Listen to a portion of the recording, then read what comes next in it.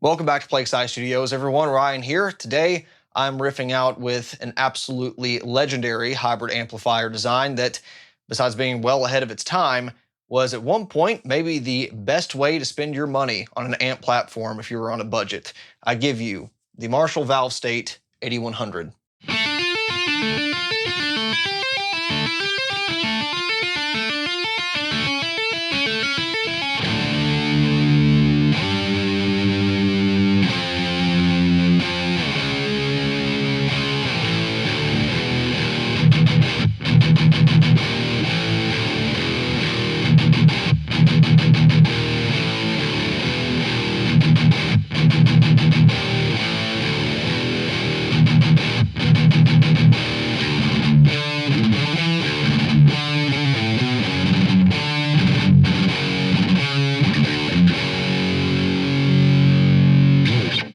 In recent months, I've taken the RG100 for a number of high-gain laps around the channel, but when I first brought it home a couple years ago, I declared that it still just might be the king of solid-state amplifiers, not only for its lineage and how many times it's been iterated upon and released in different forms, but I think when most people think solid-state amps, that's just might be the first thing that pops in their head.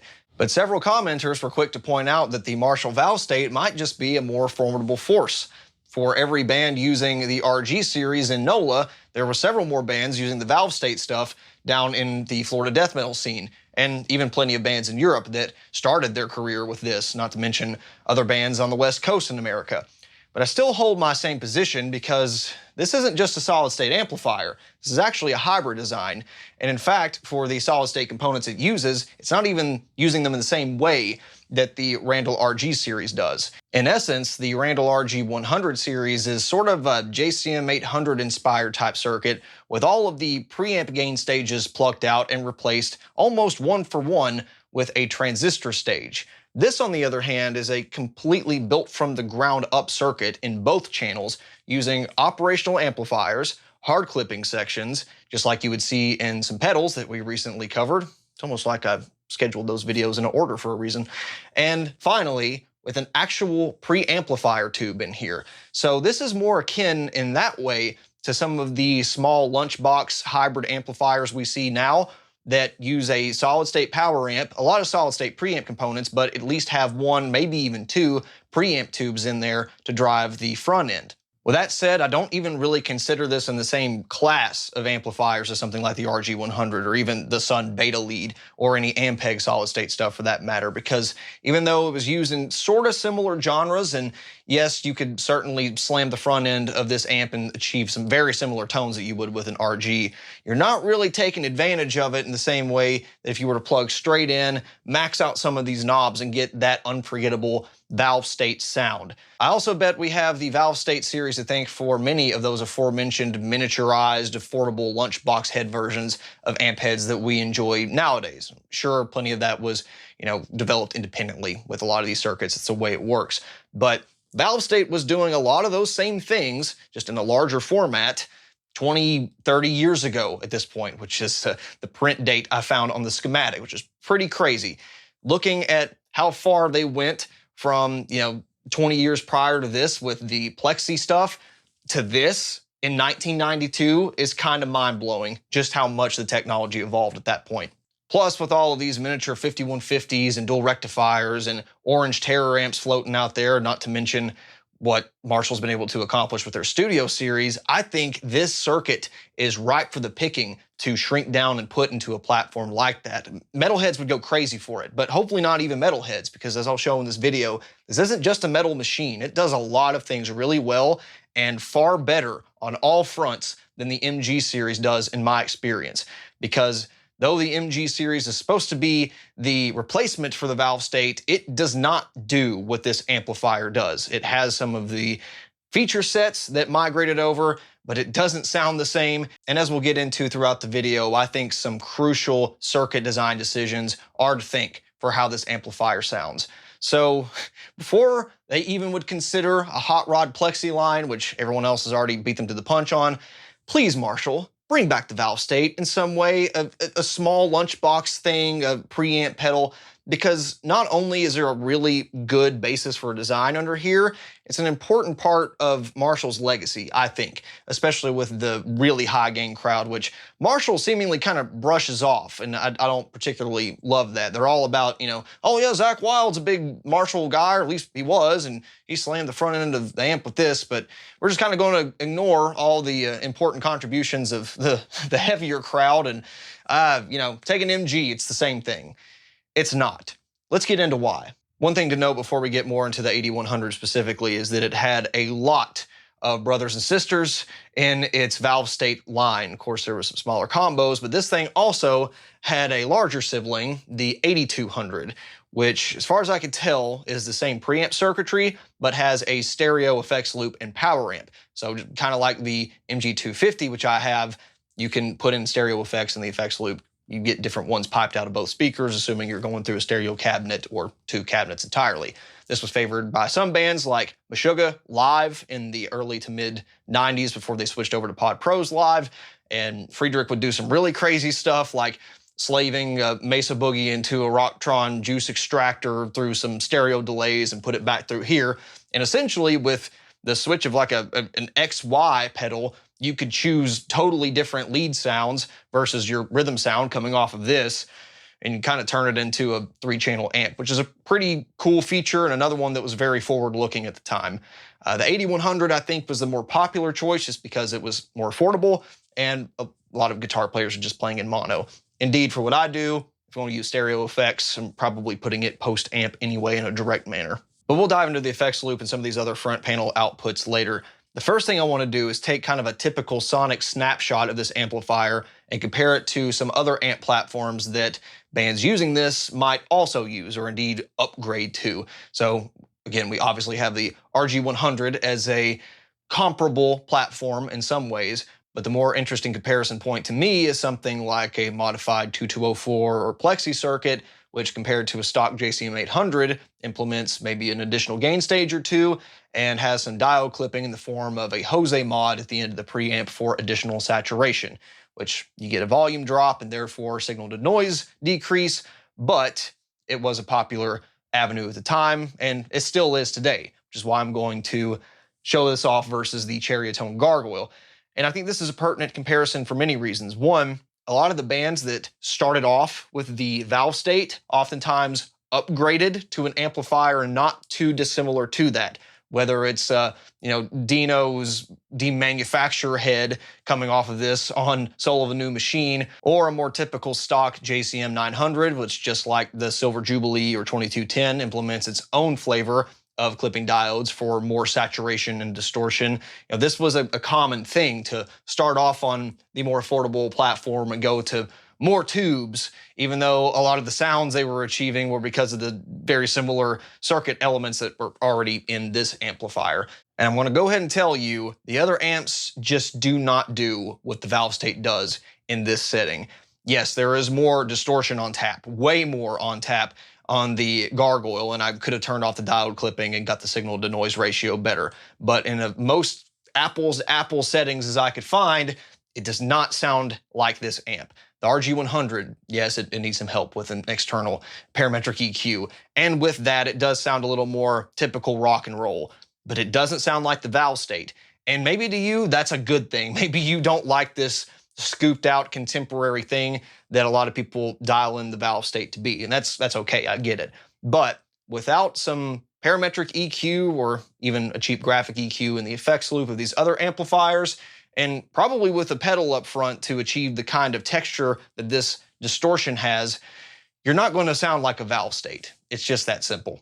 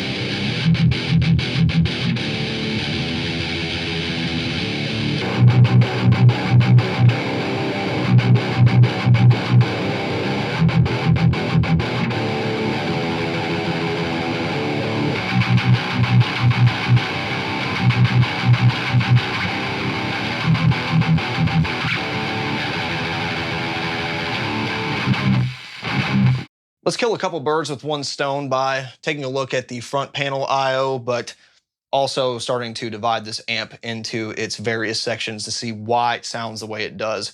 First off, the send and return for the effects loop, in addition to the line out and even the foot switch, it's on the front panel, which is a little weird. This is stuff you would normally see on the rear. I don't know if this was like a budget thing or they had the daughter board for that up here. And I don't know.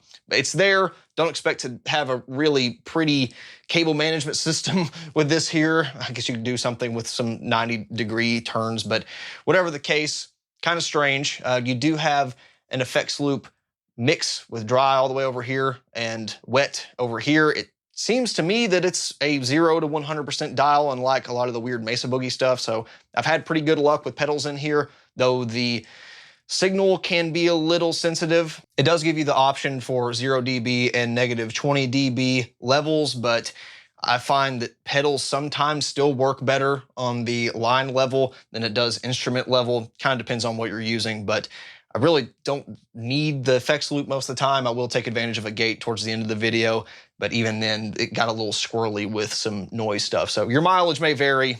It's an old amplifier. I'm kind of going to look over that kind of stuff.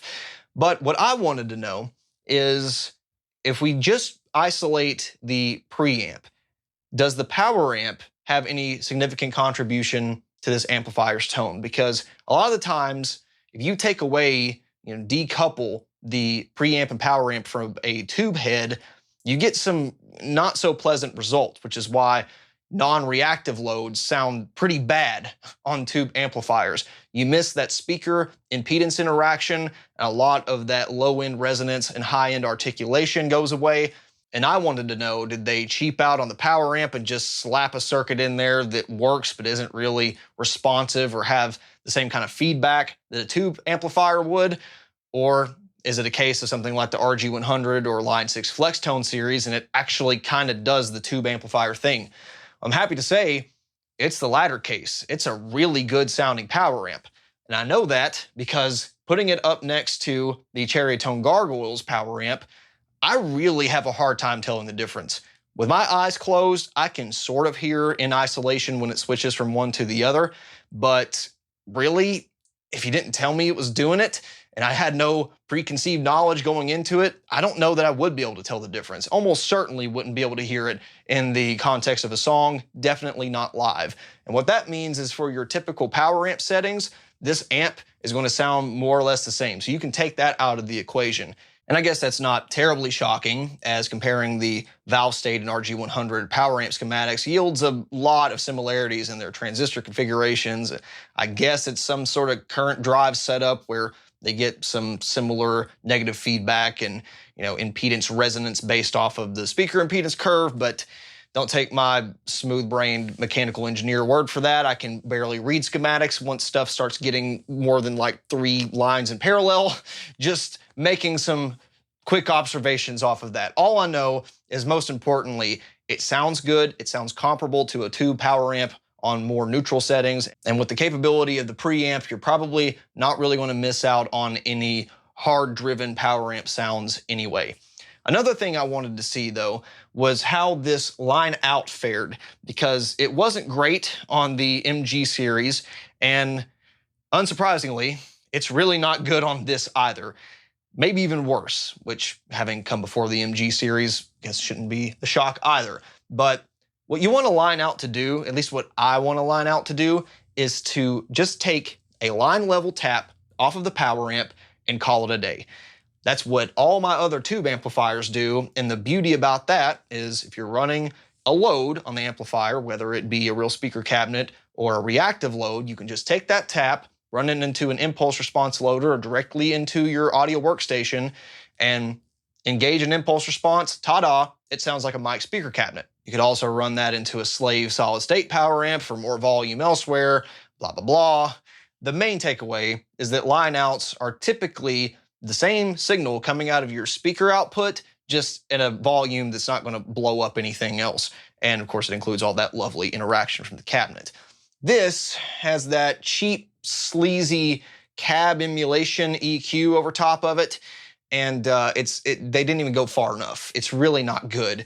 It doesn't even sound like they're doing much of a low cut at all, which some of those sub 100 hertz frequencies it really could use.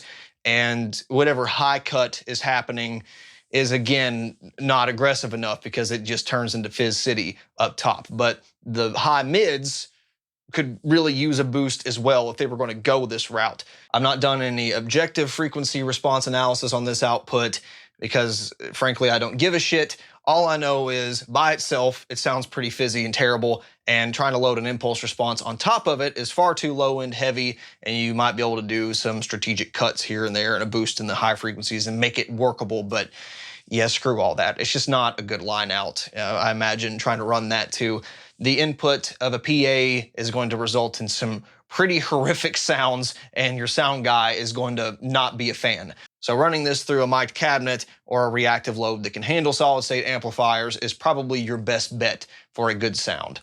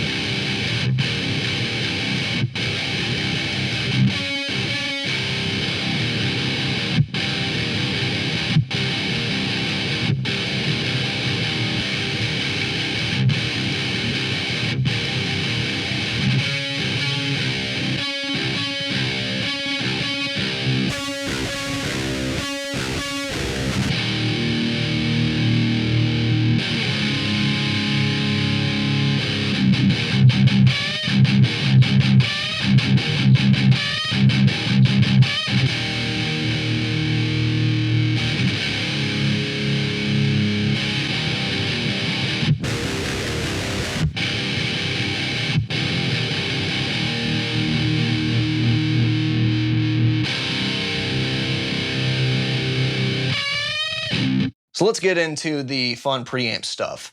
Selecting channel 1, or the normal channel, because you're not normal if you boost an amp, with the first button pushed out gives you the clean channel. You're not going to get this thing to break up. Maybe if you have a 40 decibel clean boost in front of it, but why? There's no real need for that. Basically, you set your gain, whatever you want it to be. You set the master volume over here to get the level that you want overall. And then once you get to the boost channel, assuming you're using it, you'll just kind of dial that in relative to the overall volume you just got there. So this one doesn't have a dedicated channel volume. It doesn't need it. You basically do the same thing you would do on a lot of Mesa Boogie Mark Series amps to dial in your sound. The clean preamp channel is essentially filtered op-amp gain stages stacked on top of one another, with the last one probably being closer to unity, and then going into a passive Marshall tone stack, which does the Marshall tone stack stuff. And the result is rather pleasant. I mean, you're not going to get any breakup on this thing, like I said, but it's kind of more equivalent to a jazz chorus, just with op amps instead of transistors, than it is like the clean channel on the RG100, which always has this kind of bright transistor fizz at the very high end. So if you're going for a console style clean, you want to throw some chorus on top of it, this is a really good way to do it. I have zero complaints about the clean mode. The crunch switch is what makes this channel really interesting. You'll notice the output level doesn't really change all that dramatically. You would expect if you're adding a gain stage, say 1/2 of that preamp tube that's in there, the whole amp would get louder on that channel, but it doesn't really do that. You'd expect if there was a hard clipping output stage, like used on the Jose mod of those aforementioned modded plexis, that the whole signal would drop. But neither of those things happen. So they're actually bringing in some diodes in the feedback loop of the second op-amp gain stage and turning it into a soft clipper. And wouldn't you know it, the diodes of choice are red LEDs. Might remember in the last video that, especially with the Turbo Rat, but even all the other hard clippers, that using the red LEDs for the clipping stage sounded pretty preamp tube-like. It had a higher headroom, but the crunch was very reminiscent of preamp tube crunch. Now, a lot of people have also emulated that with a soft clipping configuration for something that doesn't ever really fuzz out. It just sounds a little more saturated and gives you even order harmonics instead. And wouldn't you know it, Marshall was in on that trick as well, which at this point in Marshall's history is not terribly shocking once again, as they had quite a bit of experience with very similar pedal circuits. I mean, that's essentially what this is. It's a pedal in front of a power amplifier, which again is a very contemporary idea. A lot of people are doing it, but they had already released the Bluesbreaker, a very soft clipper with germanium diodes, and they had a pretty gnarly hard clipper with the Governor/Drive Master, which used those red LEDs in that configuration. So it's kind of rearranging some stuff in the circuit, and voila, won't you know, you've got a crunch channel that kind of gets heavy Bluesbreaker, kind of light plexi-ish. I think it's a pretty decent sound. Oh, and there's a reverb as well, but it's all right. It's kind of a cheap, jangly spring affair that, you know, it is what it is. You shouldn't expect much more out of a budget-friendly solid-state amp. Use a pedal if you really care.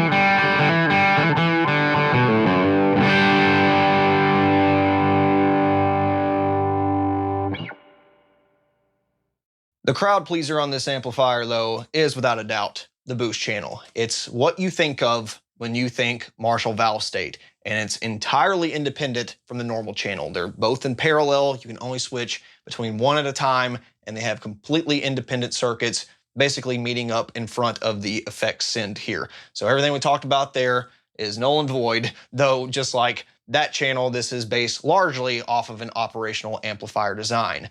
But unlike the entirely op-amp gain structure of the normal channel, this is where that preamp tube comes into play. The boost channel architecture goes a little bit something like this, starting off with a fixed op-amp gain stage up front, not unlike a fixed tube stage that you'd see in like a JCM 800 or even a Soldano style amp, which then feeds the op-amp gain stage, which has the gain potentiometer in its feedback loop. So the second gain stage is kind of where you're adjusting the gain control and overall amount of saturation and distortion. That then feeds, interestingly enough, a hard clipping section with, you guessed it, LEDs. Just like with a regular hard clipping pedal, the more you turn up the gain, the more saturated and distorted the signal becomes, but it doesn't really get louder, because you're never traveling past those diodes clipping thresholds. It's just becoming more compressed because the signal is hanging around that threshold more often.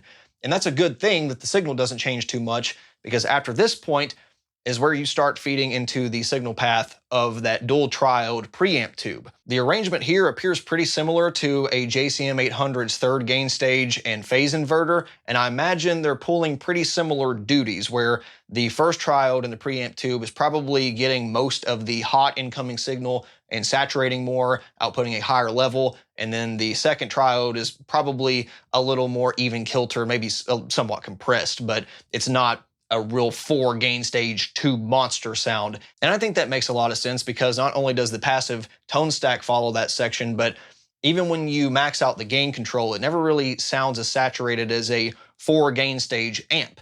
It doesn't really sound like a 3 gain stage amp either, though, but that's because it's half of a 3 gain stage amp and half of a hard clipping pedal. Actually, a hard clipping pedal with, you know, a bunch of op amps around it, and of course all these things are filtering different frequencies just like a regular Marshall amp would. But I think it results in a really nice gain structure, one that's wholly unique. And I would go so far to say that it produces results that are sort of deceiving to your ears. It's not as distorted sounding as you might think it is upon first hearing it. It is saturated and, has great sustain and all that stuff. But for the amount of clarity you're getting, there's a lot of that high end preserved, and there's still a good mid-range bark to this thing. But the gain level is just perfect for a high output passive or especially active humbucker equipped guitar to be able to just plug straight in and still be heard without turning into a complete wall of mush. Like I said, you can absolutely get great sounds pushing this thing with a pedal as well, but really, really well done circuit as far as that goes. Now that's in the OD2 mode. In OD1, it essentially changes out that second gain stage for one of a lower, more attenuated value. So the whole circuit stays pretty much the same. You're just dropping in a certain amount of dBs when you switch between those two modes. And as you'll see, I favor OD2 most of the time just because I find it more usable. But OD1 has some, kind of overdriven plexi into regular rock and roll tones on that if you want to give it a try. The passive tone stack is once again another typical Marshall affair. You want to keep everything at noon, it sounds like a Marshall amp. You want to push the mids really high, you get a flatter, more mid-heavy frequency response. You want to scoop it out, turn up the treble a little bit, you get that iconic Bay Area 600-ish hertz scoop. Nothing too crazy there. The wild card lies in the contour control. Now you might remember the MG series and my MG250 had a contour control, but no mid control. And so a lot of people look at it and think, okay, so it's a mid control dialed backwards. What the hell? What's the point of that even? It is, but it's not. Within the post-tone stack op-amp circuit tomfoolery lies a second discrete tone stack circuit, but it only has one control. And you might look at this and think, okay, maybe they're doing some playing around with a high shelf or even maybe a low shelf to do what the power amp controls normally would on a tube amp. Since you don't have that here, they're trying to emulate that. But it's actually quite a bit more complicated, as the contour is simultaneously a mid-notch filter and a bit of a high cut even as you take it from its lowest point to its highest point. And that not only makes it more low-end heavy, but it scoops out the frequency response in a totally different way than nuking the mid control would in the passive tone stack. Whereas this interacts with the treble quite heavily and indeed actually changes the center frequency and how heavily it's attenuating that mid frequency. The contour control targets the same range of frequencies no matter where you have the passive tone stack set. And this has some pretty interesting implications. So let's say you want to have a more typical Marshall setup. I don't like the contour control at its absolute lowest spot. It sounds a little honky to me, but let's say somewhere past, 730, something like that. Well, then the passive tone stack does pretty much what you would expect, just like those examples I gave a moment ago. The higher you turn this up, the more of a parametric EQ or even graphic EQ notch you start to induce on the output frequency response that results in a more contemporary hi-fi sound that I very much associate with 90s metal. This is that sound in a box. You don't need the 2 or 3 stages of Metallica parametric EQ in the loop or, the Dimebag techs nuking 700, 800 hertz at the desk. This already has that built in. And I think they were very much aware of how people were using amplifiers in hard rock and heavy metal and just said, put it on there. But you might look at this and say, well, if you're already targeting a mid frequency, what does that do to the mids? Well, interestingly enough, as you'll probably see, the higher I dial up contour, generally the higher I dial up the mids. In the same way with the thrash video on the Randall RG100 platform, if I used a graphic EQ in the loop and attacked certain frequency ranges, I'd oftentimes turn up ones around it on the tone stack. That way you still get a mid-range sound, but it's just a different type of mid-range sound. And that's kind of what I do here, though this one is a lot more spiky and, again, hi-fi than that implementation. That is all to say, if you want the classic Marshall mid-range crunch, just keep contour on the lower end, dial in the tone stack like you normally would. If you want the Bay Area scoop, contour reasonably high, but maybe below noon, and scoop out the mids and dial it into taste. But if you want the Florida death metal sound, I mean, you can kind of crank them all and get a usable tone. It's probably going to be buried by the bass and drums, but I mean, a lot of guitar tones at that point were actually buried by the bass and drums on recording. So I tend to prefer to keep this at around 3 o'clock and, crank the mids, bass and treble to taste, play with the microphone positions, and that is iconic Valvestate territory.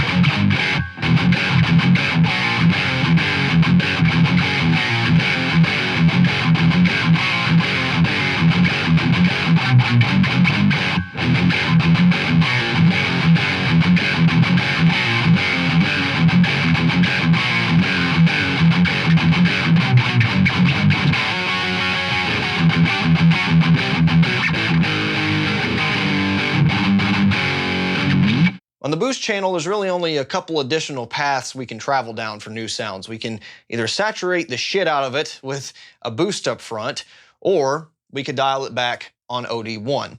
From a guitar playing standpoint, I find there's not much of a gap between the lower side of OD2 and the crunch channel that really needs to be explored all that much unless you really just want that contour control. But for me, it's not terribly interesting. What is interesting, though, on OD1 is using this for a bass guitar platform. Yeah, bass guitar. What this boost channel accomplishes isn't that crazy different from what a lot of the fan favorite bass overdrive pedals do. Sure, you're missing a clean blend on this thing and some of the quality of life features, but you still see a lot of the same op amp or MOSFET gain staging, the hard clipping stuff. And with this, you get the luxury of some real preamp tube triodes and a rock solid power amp, and a lot of those tone stack things you can probably emulate pretty closely with this contour and additional 3-band controls, even if they're not really made for bass. So I think this is a rock solid, dirty bass platform, and a lot of bands in the 90s knew it. To be the resident Meshuggah fanboy once again, you can even see Peter Norton playing through a very similar Valvestate rig on many of the early Meshuggah records. So they had that figured out back then. The caveat is you lose a lot of that clean low-end articulation that you otherwise would have with, a 4x10 or especially some subwoofer type of setup. And you run the risk of potentially blowing a speaker if you put too much bass content through this kind of stuff. So the strategy with this for me is to take a bass preamp or just record it direct and then filter after the fact if you do reamp. Take a lot of that low end energy out, do either a high pass or a low shelf. And depending on the voicing of your bass, maybe cut some 500 hertz and boost the 2 to 3K region. Pump that into the Valvestate, and then take a low end signal, put that through a clean amplifier, or even you can do it direct with some sort of impulse response solution, and voila, you have a huge bass sound that still keeps up with a lot of those really fancy overdrives that, certain brands are trying to sell one new version every 6 months. I'll take the Valvestate, please. And in fact, since you've made it this far into the video, I'll go ahead and spill the beans and say this is going to be one component on my next release on the bass guitar, because it's insane.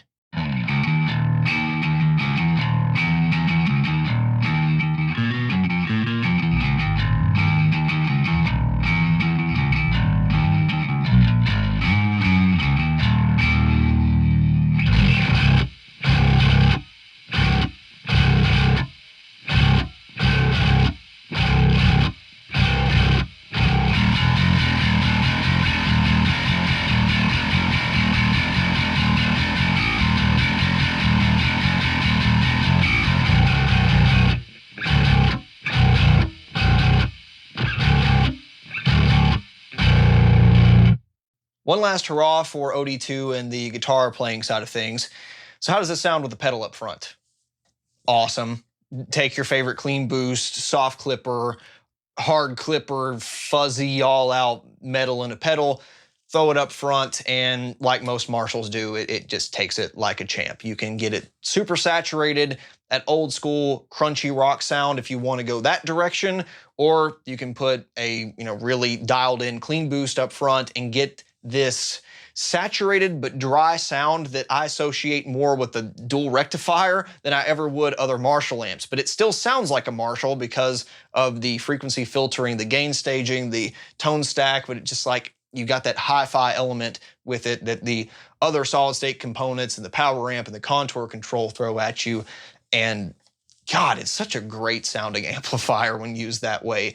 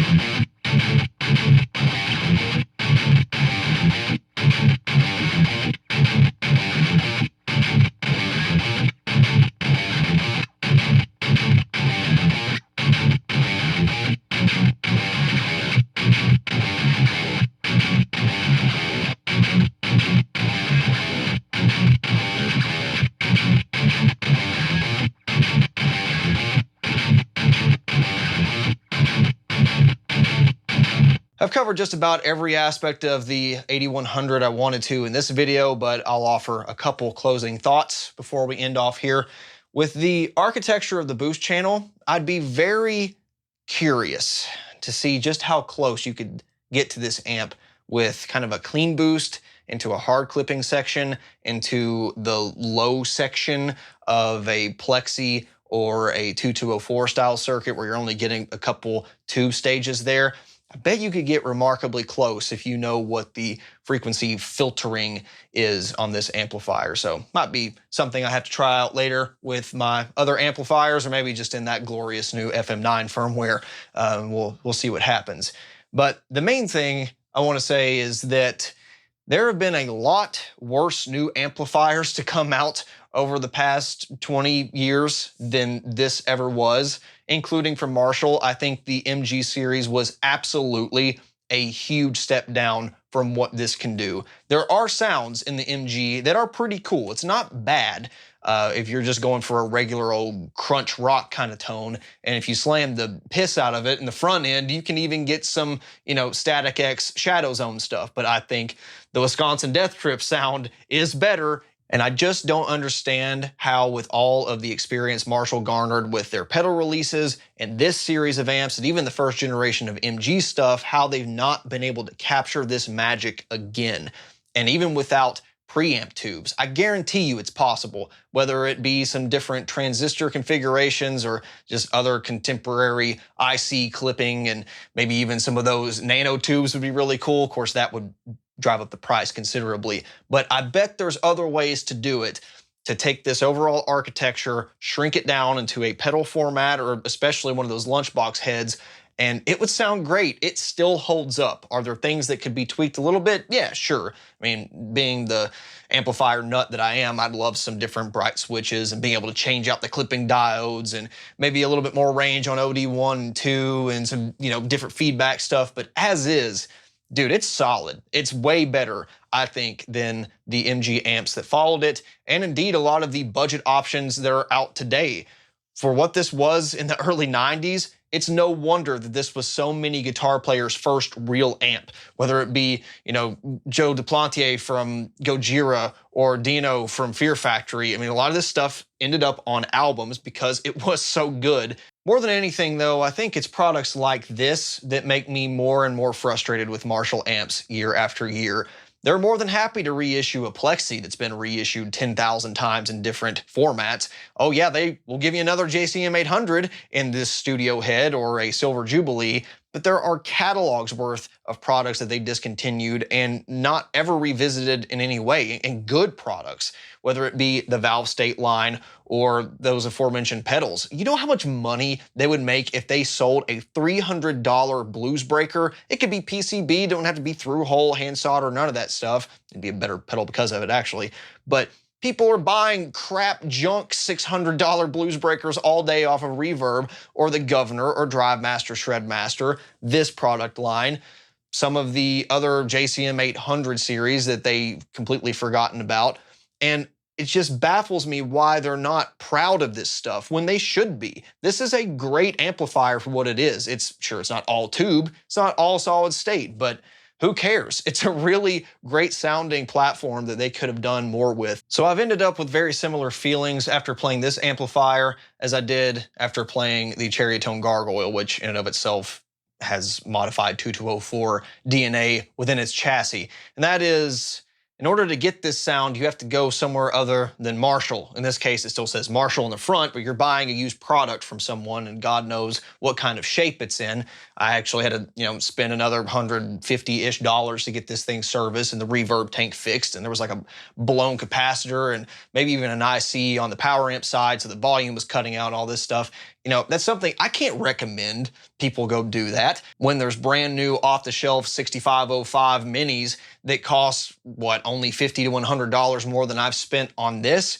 Yeah, just buy that. It's going to be more reliable. It's going to sound pretty damn good. It's going to do what most people want it to do. And it's a similar case with the Gargoyle, where if they sold a hot-rodded 2204 circuit with the clipping and extra gain stages and kind of wide open frequency filtering and all the stuff I like out of it, I probably would have bought one that said Marshall for a few $100s more. But instead, they're like, whatever. Let Friedman do it. Let Splon do it. Let Cherrytone do it. Let all these guys that build this stuff have a cut of our market share. It must not be profitable enough for them, or they just don't care about that part of their legacy. And I think that's a shame, because going back to Peavey, they do.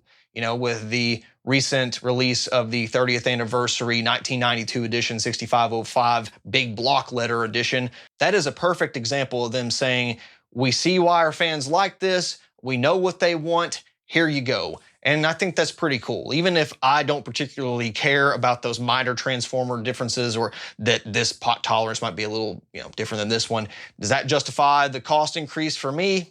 Probably not for a recorded sound, but they're paying attention, and I appreciate that from them. Marshall's just kind of sleeping at the wheel as far as I can tell, and they'll just sell the Plexi and Bluesbreaker reissues to all of the lawyers that don't know what to do with their money. When it comes to the Valvestate, though, if you find a really cheap, in good condition combo or head, whatever platform you want, and you're able to try it out in person and you like it, it's really a solid thing to buy, I think. The problem is they're all old, they're beat up, they weren't exactly taken care of in the most immaculate way. This one's not the prettiest example, but I don't care. It has character. I like it. And it's one of those things where if you're going to look for a deal, you're likely going to end up having to spend more money after the fact to get it up to working condition. So it's not something I could say is, go buy it as your first real amplifier. But if you're an enthusiast like we are, and you like that whole 1990s produced guitar sound, you're bound to find something that'll put a smile on your face with this amplifier. So that'll do it for me today. Any other questions, comments, as always, please leave them down below. This will not be the last time you see this on the channel. You probably can guess it. There will definitely be some tone engineers on this bad boy. We'll see you next time. Bye.